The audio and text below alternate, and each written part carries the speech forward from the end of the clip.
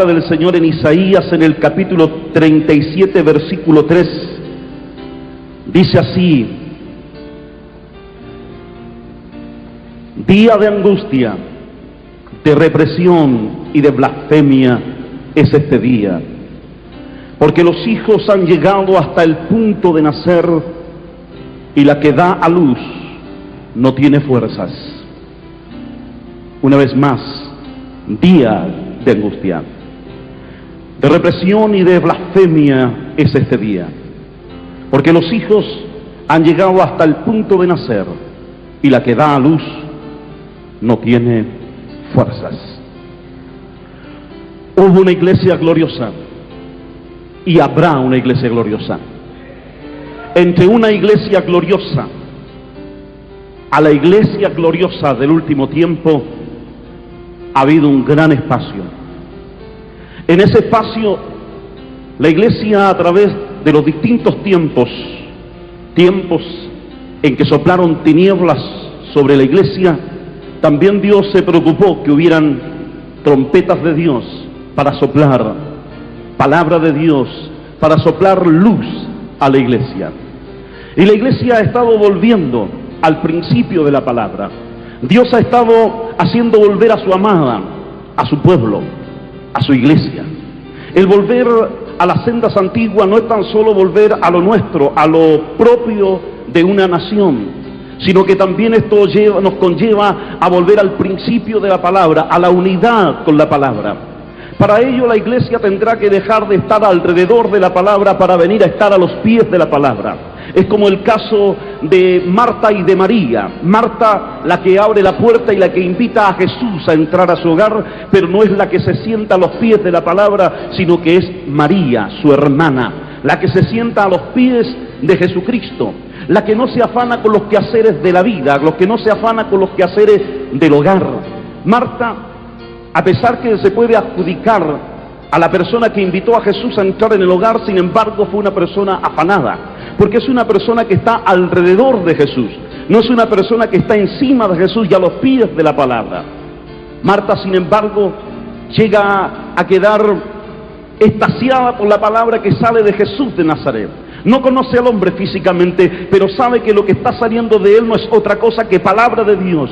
Ella se ha sentado allí junto a aguas, hermanos, que va a saciar la sed no de una mujer externa, sino de una mujer interna, que por mucho tiempo anheló esa palabra. Ella se sienta a los pies de la palabra. Así también la iglesia debe dejar de estar alrededor de la palabra, debe dejar de estar siendo una espectadora de la palabra y ser más una iglesia cercana a la palabra, a los pies de la palabra, de tal manera que llegue a tener unidad con la palabra. Si la iglesia no llega a tener unidad con la palabra, será imposible que podamos ver en estos últimos días el poder de esa bendita palabra de Dios. No basta con una linda predicación, con un lindo mensaje. No basta con oír un lindo mensaje y una linda predicación. Hay que permanecer en esa palabra que hablamos, hay que permanecer en esa palabra que oímos, para que al final de los tiempos, unidos a esa palabra y teniendo compañerismo con esa palabra, veremos el poder de esa palabra.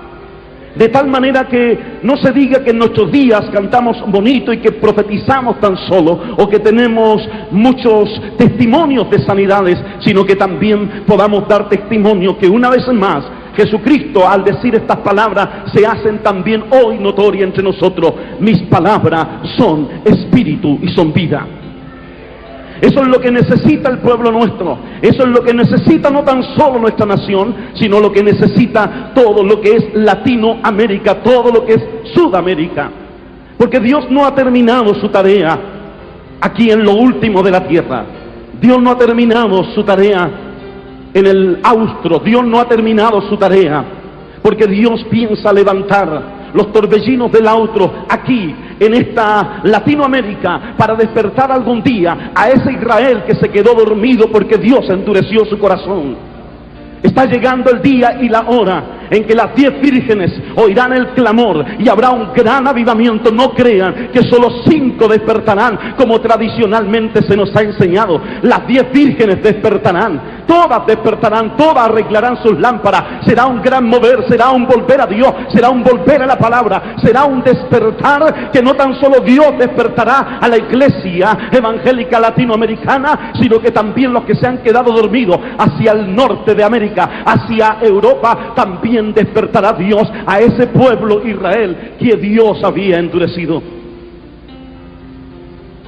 Así que no será algo tan solo para nosotros, no será algo así. Estamos a punto de ver el nacimiento de muchos hijos, no tan solo en este país llamado Chile. Los hijos están en el punto de nacer. Pero la amada de Dios no tiene ni siquiera dolores de parto. Los hijos están a punto de nacer y la iglesia no gime con dolores de parto. Gime, amada mía, gime, como cuando la amada va a parir un hijo. Los hijos están a punto de nacer. Ni siquiera los vemos porque nos hemos vuelto insensibles. Ni siquiera sentimos el alma esclavizada de los que están fuera. Los hijos están al punto de nacer, pero la que tiene que dar a luz no tiene fuerza. Porque siempre hemos estado alrededor de la palabra, porque no hay compromiso con ella. La palabra ha sido traicionada. La palabra, a ella se le ha dado la espalda. Esto es como recordar a Sansón. Sansón, hombre poderoso, hombre, ¿quién como él con esa fuerza? Su fuerza no radicaba en sus músculos, sino porque el Espíritu de Dios venía sobre él. Conocemos la historia de Sansón. Hemos oído de Sansón y se ha hablado mucho de Sansón. Pero este hombre guardaba un secreto que todo Israel no conocía. Nosotros conocemos ese secreto porque lo hemos leído, pero todo Israel de su tiempo no conocía este secreto, o de otra manera ya lo habrían traicionado. Solo él conocía el secreto en su corazón. Así también la iglesia tiene un secreto con Dios. Así también la iglesia que ha estado en los secretos con Dios conoce el secreto que Dios ha puesto en nuestros corazones, su bendita palabra. ¿Crees tú que cuando Dios se acerca a tu vida es tan solo para hacerte sentir sensaciones? Es un simple amante que te besa, que te toca y se va. Es tu amado para siempre. Es tu esposo que vino a colocar una simiente en tu vida.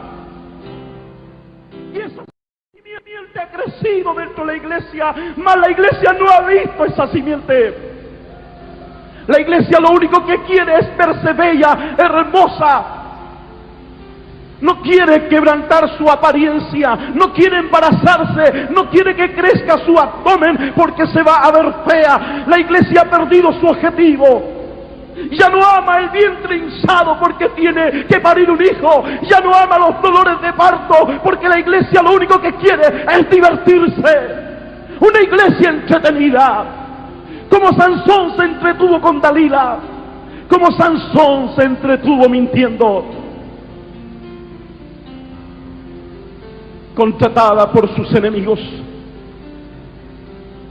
amando el dinero, comenzó a enamorar a este hombre, y Sansón comenzó y entró en el juego de la seducción. Y cuando entró en el juego de la seducción, comenzó en el camino del deslizamiento. Y comenzó a deslizarse. Ella le preguntaba una y otra vez y él contaba una y otra vez secretos que no eran secretos. Pero ella insistía a pesar de las mentiras. Hasta que Sansón abrió su corazón y traicionó el secreto. Traicionó la palabra dentro de su ser. Y cuando Sansón traiciona esa palabra, dándole a conocer a ella que navaja no pasaría por su cabeza, entonces ella declaró este secreto a los enemigos de Sansón, enemigos de Israel y enemigos de Dios. cortaron su cabello. Y cuando Sansón reacciona, despierta, ya no tiene fuerza. Cuando los hijos están al punto de nacer, la que tiene que dar a luz no tiene fuerza. Sansón despierta de ese sueño después de haberse metido en la seducción, haber entrado en el juego de la seducción. Ahora estaba sin fuerza. Quiso luchar contra sus enemigos, mas no pudo. El espíritu ya no vino sobre él, porque el espíritu no puede venir sobre un hombre que traicionó la palabra. Y como este hombre traicionó la palabra, el espíritu se fue de él. El espíritu abandonó a Sansón. Solo podía vivir de sueños y de recuerdo y recordando el ayer, pero no tenía fuerzas. Ni por más que recordaba el ayer, no tenía fuerzas. Ni por más que recordemos el ayer, mirémonos, no tenemos fuerzas. Ni por más que recordemos, no tenemos fuerzas. Oh, si yo tuviera fuerzas. Sansón fue tomado por sus enemigos para reemplazar a una bestia. Sus ojos fueron quitados, y estando en esa condición sin fuerza y ciego, y reemplazando a una simple bestia, un día estos filisteos quisieron burlarse de él. Hicieron una fiesta a su Dios y trajeron delante de ellos a Sansón, debilitado, sin fuerzas, derrotado, y se quisieron burlar de él. El que los atormentaba, el que había tomado las puertas de esa ciudad, el que tenía ese poder, había derrotado ejército. La vergüenza de los filisteos era un simple hombre. Y ahora le dijeron tráiganlo, y lo pusieron delante de ellos para burlarse. Trajeron a un Sansón derrotado, a un Sansón débil, a un Sansón que lo pusieron allí para burlarse de él. Pusieron a su enemigo, al que le tenían miedo, y ahora ya no le tenían miedo. Trajeron para pisotearlo, porque bien dice Jesús que cuando la sal pierde su sabor, no sirve para nada más que para ser pisoteada, para ser hollada por los hombres. La iglesia no es cualquier cosa. La iglesia es la amada de Dios.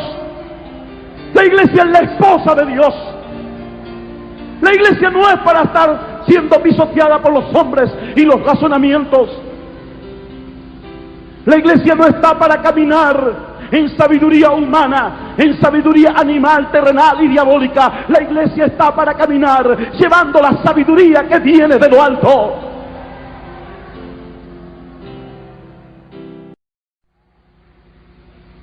Y cuando Sansón estaba haciendo allí escarnio de los demás, estaba haciendo el motivo de burla, entonces él se volvió con su corazón arrepentido. Escucha, iglesia, se volvió con su corazón arrepentido.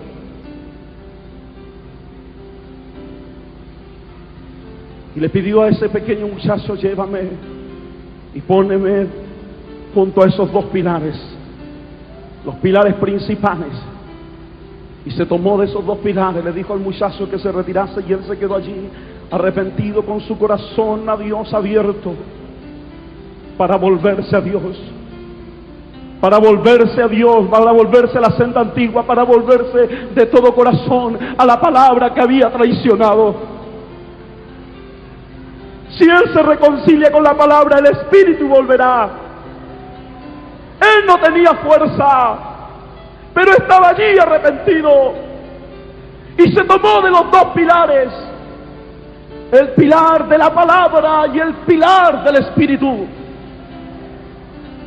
Y tomado de los dos pilares y su sacrificio, porque él le dijo a Jehová: muera yo y los filisteos.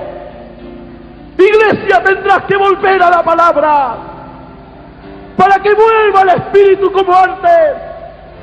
Porque tomado de la palabra y del espíritu, más tu sacrificio, entonces habrá un avivamiento. ¡Gloria!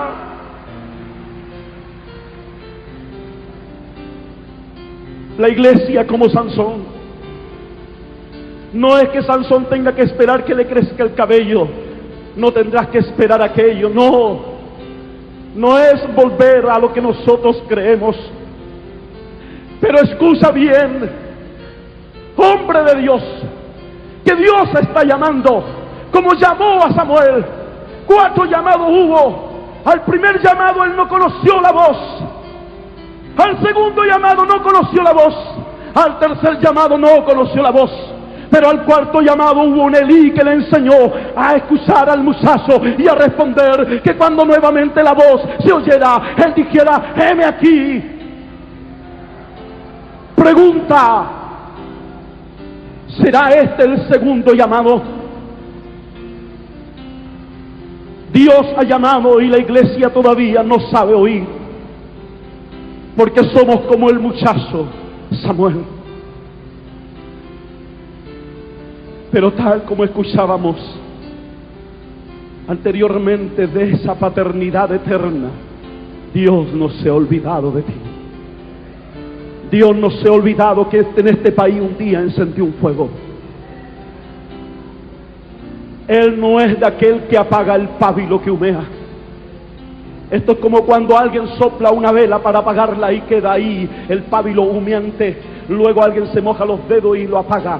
Dios no es de los que apaga el pábilo que humea, sino que al contrario de ese palo que humea, encenderá otro fuego. Encenderá otro fuego. Dios no eliminó a Sansón. A pesar que Sansón lo traicionó, Dios no eliminó a Sansón. Porque Dios no es de aquel que apaga el pábilo que humea.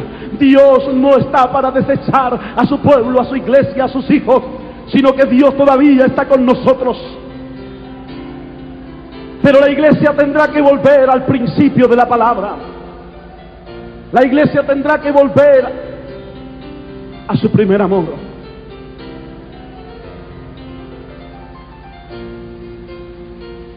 El Espíritu dice cosas hermosas a la iglesia de Efeso. Y a pesar de todas las obras hermosas, tremendas de esta iglesia, aún así Dios le dice: pero tengo contra ti que has dejado. No que has perdido, como muchos dicen, sino que voluntariamente has dejado. Porque la iglesia se fue por el camino de la seducción. Pero el tiempo de la seducida iglesia se acaba. Y la iglesia tendrá que volver al principio de la palabra. La iglesia de Efeso hizo todas las obras que yo creo que cualquiera quisiera hacer como esa iglesia. Pero eso de dejar su primer amor, porque así vean el edificio y las luces enfocan ese edificio. Se ve hermoso ese edificio. Con la iglesia no es igual. Las luces no deben estar puestas para que nos vean. Dios no puso una luz para que vean a la iglesia, sino la luz está en la iglesia para que la iglesia alumbre hacia afuera. La iglesia perdió su objetivo cuando no supo para qué era el candelero. O si no, vendré pronto a ti y quitaré su candelero de su lugar, si no te hubieres arrepentido. Porque la iglesia con sus obras está para alumbrar hacia afuera, no hacia sí misma. Lo que hacemos no lo hacemos para que nos miren, para que nos aplaudan, para que nos agradezcan, sino que lo que hacemos es para sacar a los hombres que están en tinieblas. Escucha, iglesia, que Chile está en el punto de nacer. Dios pronto tomará esta espada llamada Chile y la levantará. Si una espiga da 7 tantos, 4 darán una multitud. Si una espiga, Huber, si esa espiga en este país dio 7 tantos, 4 darán una multitud. Estás recordando una espiga, mas Dios te tiene 4 espigas. Si una espiga invadió todo lo que es Latinoamérica, no ha habido movimiento más grande en Latinoamérica más que este movimiento pentecostal, por un hombre que le creyó a Dios. Si una espiga da 7 tantos, 4 darán una multitud. Esa es tu palabra, iglesia. Para que observes, para que veas que Él no te ha abandonado.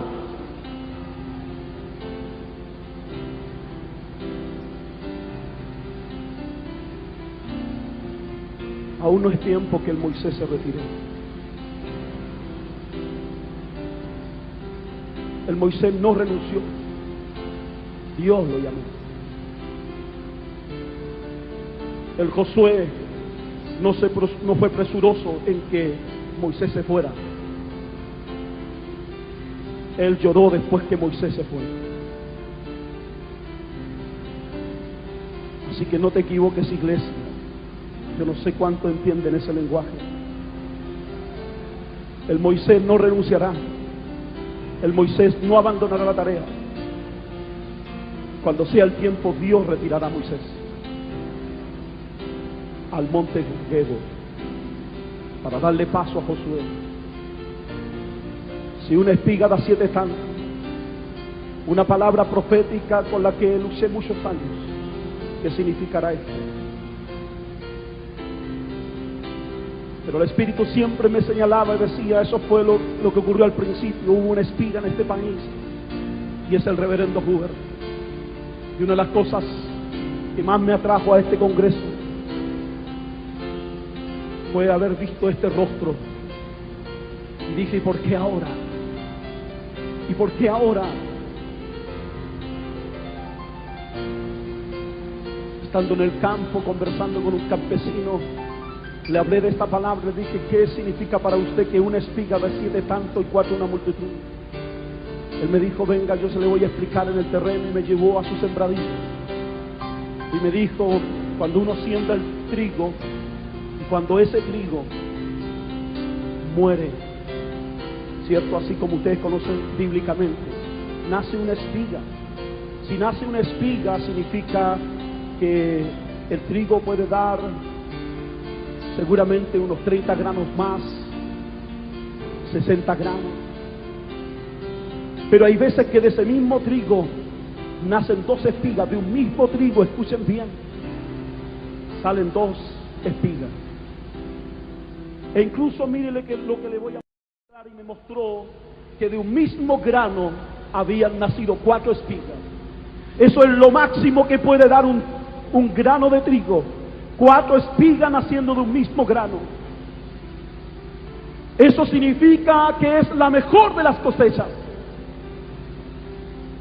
Oh, yo me gocé al saber que Dios había dicho, si una espiga en este país dio 7 tantos, 4 darán una multitud. 4 de un mismo grano. Significa que estamos próximos a la más grande de las cosechas. A la más grande de las cosechas.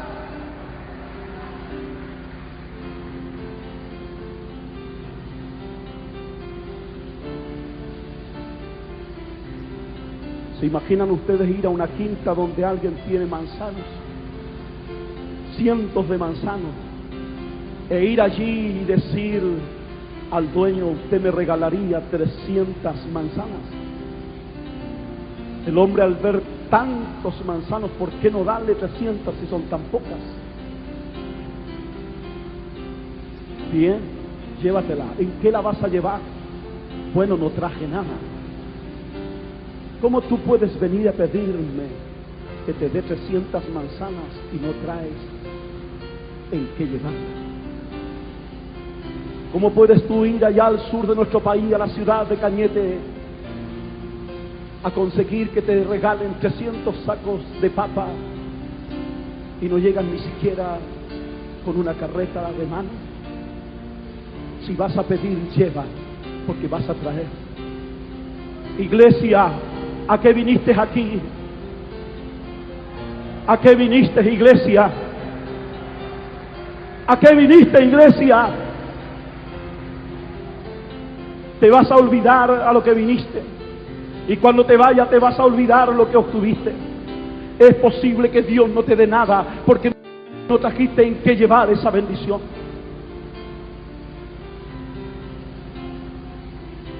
¿Qué dejaste preparado en casa? ¿Qué dejaste preparado en tu ciudad? ¿Qué dejaste preparado atrás? Vienes por un avivamiento, me imagino que construiste un gran local porque vienes por un avivamiento.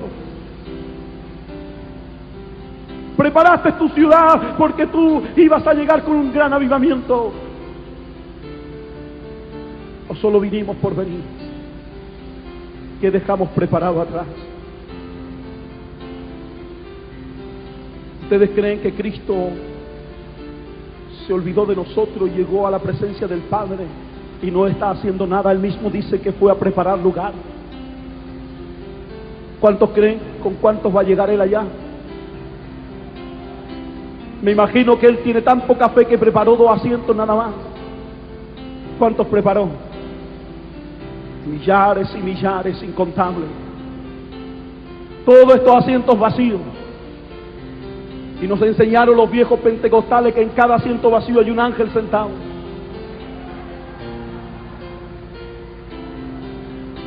Sí, y así le decimos a los demás: hermano, esto no está vacío, está lleno de ángeles. ¿Y qué se dirá en el cielo cuando se mira y los ángeles miran millones de asientos que aún no están ocupados? ¿Qué se dirá allá? Y Dios responde, dice: todo eso están ocupados con millares y millares de redimidos por la sangre del Cordero. Esto aquí en la tierra lo ocupan los ángeles, y los que están allá lo ocupamos nosotros. Pablo dijo: estamos sentados en lugares celestiales juntamente con Cristo. Vuelve a la fe, iglesia. Tienes que volver a la fe, tienes que volver al principio de la palabra. La fe es, no viene, la fe es por el oír por la palabra. Así que la iglesia tendrá fe una vez que tenga ese compañerismo con la palabra. Jesucristo hablando dice a los judíos que habían creído en Él: si permaneciereis en mi palabra, seréis verdaderamente mis discípulos y conoceréis la verdad, y la verdad os hará libres. Esto no es saber la palabra, esto es permanecer en ella hasta llegar a tener compañerismo con ella. Es como cuando el novio se casa con la novia. Primero ella es su novia, y ese es el nombre de ella, novia, y él es el novio.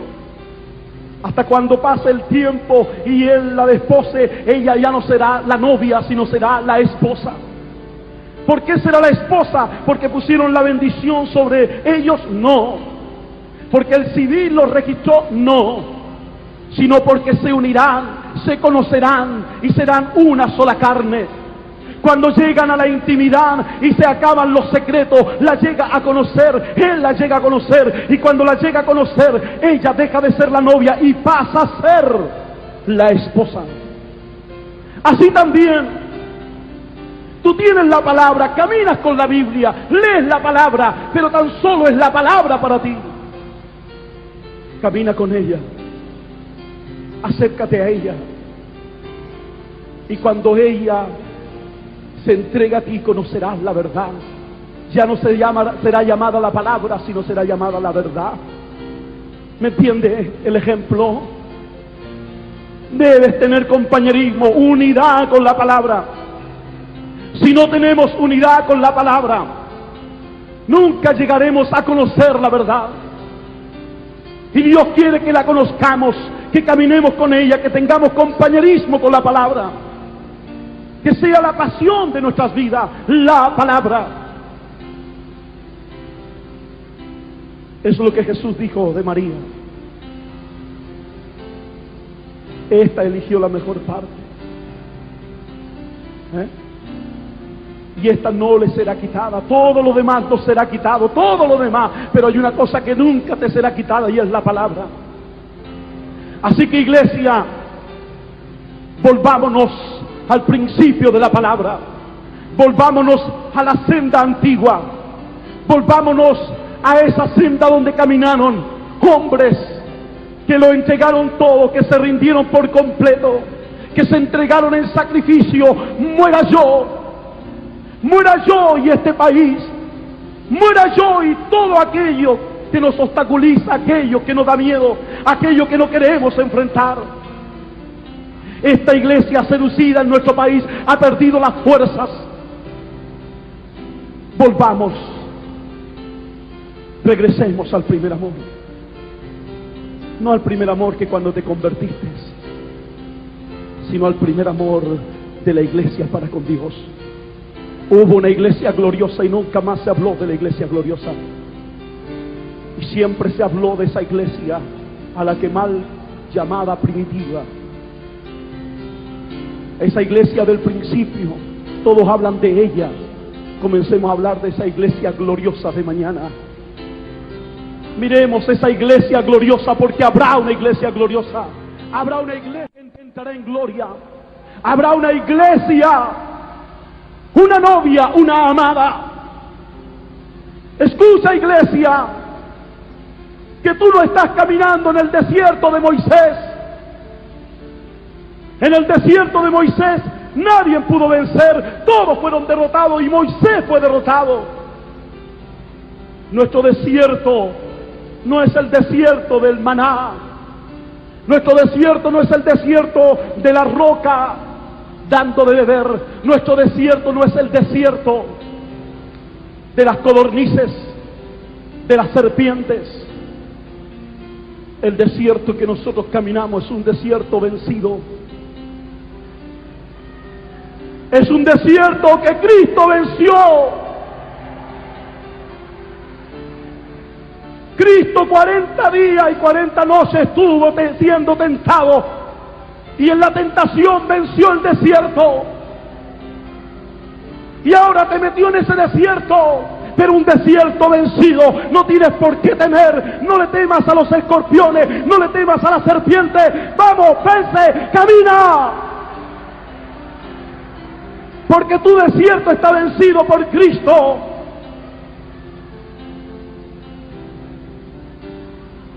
Pronto se preguntarán: ¿y quién es esta que viene recostada sobre su amado? Porque la iglesia debe volver a Cristo.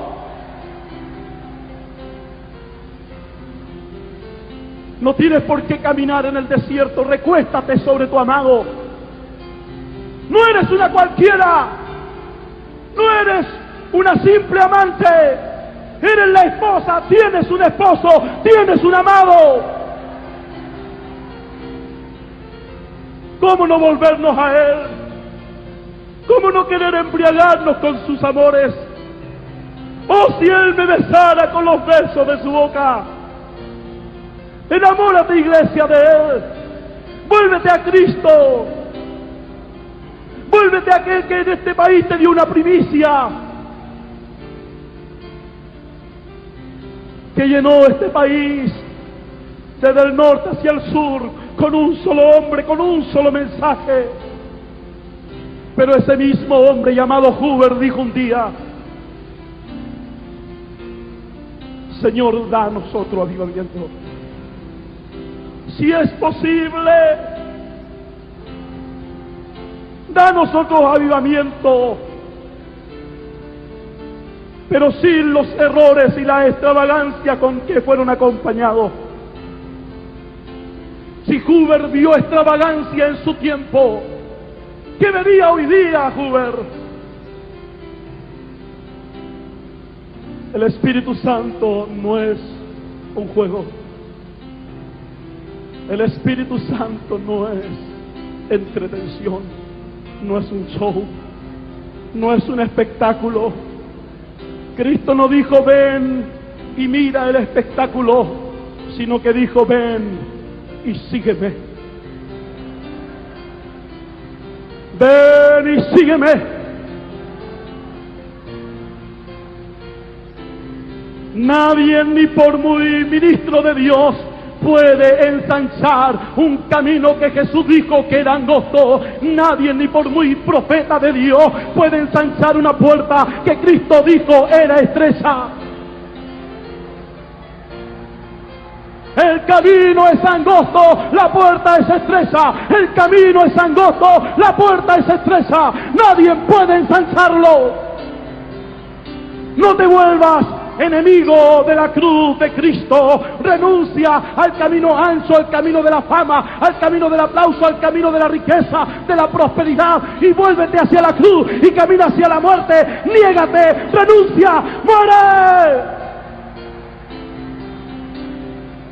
¡Oh, gloria!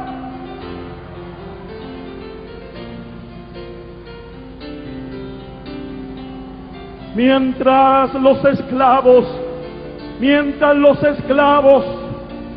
en Egipto estaban mezclando la paja allí con el barro y sentían los látigos de sus espaldas, y eran hombres esclavos que no tenían orgullo, no tenían por qué decirle a sus hijos y hablarle de libertad. Sus hijos no se sentían honrados, pero en ello había una canción: cuando Jehová hiciere volver la cautividad de Sión, seremos como los que sueñan. Nuestra boca se llenará de risa y nuestra lengua de alabanza. ¡Oh, gloria! ¡Gloria!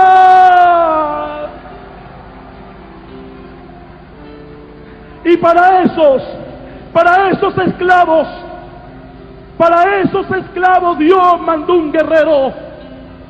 Dios envió un guerrero, uno solo, con una vara seca en su mano. Una vara seca, una simple vara. Y con esa vara, este guerrero hizo maravillas en Egipto. Así también Dios tiene un guerrero para ti en este tiempo. Ese guerrero se llama Espíritu Santo y la vara se llama iglesia. ¡Iglesia! Iglesia, recuerda que este no es el tiempo de los super líderes. Este es el tiempo de la iglesia. Este no es el tiempo de un ministerio estrella. Este es el tiempo de la iglesia. Y cuando Dios te use, no te olvides que eres una simple rama seca. La gloria sea para Él.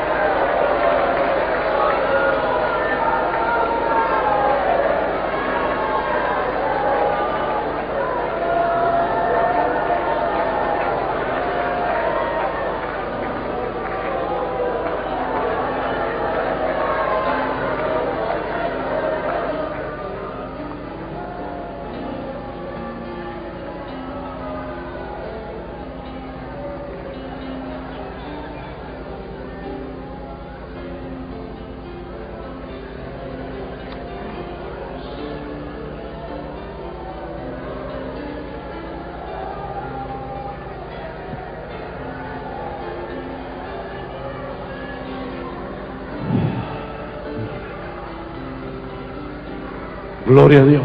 Sigamos alabando a Dios. Espíritu Santo, toma dominio en esta reunión.